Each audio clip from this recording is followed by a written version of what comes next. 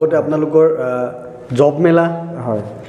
দেখিলোঁ আপোনালোকে বহুত মানুহক চাকৰি দিছে হয় হয় সেই জব মেলাৰ বিষয়ে অকণমান জনক কি প্লেনিং আছিল কেনেকৈ জব কৰিলে মেলাটো একচুৱেলি আমাৰ সভাপতি জিতু বুঢ়াগোহাঁই আৰু আমাৰ সাধাৰণ সম্পাদক ঋষিকেশ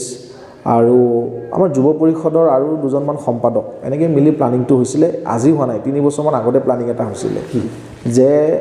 আমাৰ অসমত থকা যুৱক যুৱতীসকলে এটাই কয় যে চৰকাৰী চাকৰি লাগে চ' আমাৰ এনেকুৱা ধৰণৰ কথা এটা আছিল যে চৰকাৰী চাকৰি চৰকাৰে কিমান পাৰ্চেণ্ট দিব পাৰিব নোৱাৰিব কিন্তু আমাৰতো নিবনুৱা যুৱক যুৱতী বহুত আছে চ' নিবনুৱা যুৱক যুৱতীসকলক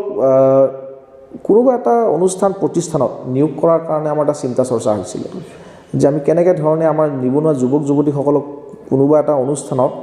আমি তেখেতসকলক যোগ দিব পাৰোঁ তেখেতসকলক এটা মানে প্ৰাইভেট ছেক্টৰত কেনেকৈ ধৰণৰ চাকৰি হ'ব সেই হিচাপে এটা আলোচনা কৰি মিনিমাম 100ৰ ওপৰত কোম্পানীৰ লগত আমাৰ ডিছকাশ্যন হৈছিলে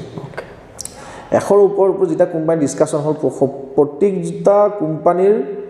মেনেজাৰ বা অ'নাৰ তেখেতসকলে কৈছে আপোনালোকৰ কামত আমি আছোঁ কাৰণ আমি যেতিয়া নিবনুৱা নিযুক্তি দিবৰ কাৰণে বিচাৰোঁ কোনোবা এটা ছেক্টৰক আমি ক'ব লাগে যে আমাৰ তাত এইকেইটা পোষ্ট খালী আছে বা কোনোবা এটা পেপাৰত এড এটা দিব লাগে এডৰ কাৰণে পেপাৰ এটাক চাৰ্জ এটা দিব লাগে যেতিয়া আমি কামটো কৰোঁ তেখেতসকলে হ'লে খুব ভাল হ'ব আৰু আমি এনেকুৱাকৈ কৰিলোঁ অসমৰ চুকে কোণে আমাৰ যুৱ পৰিষদৰ ল'ৰাসকলে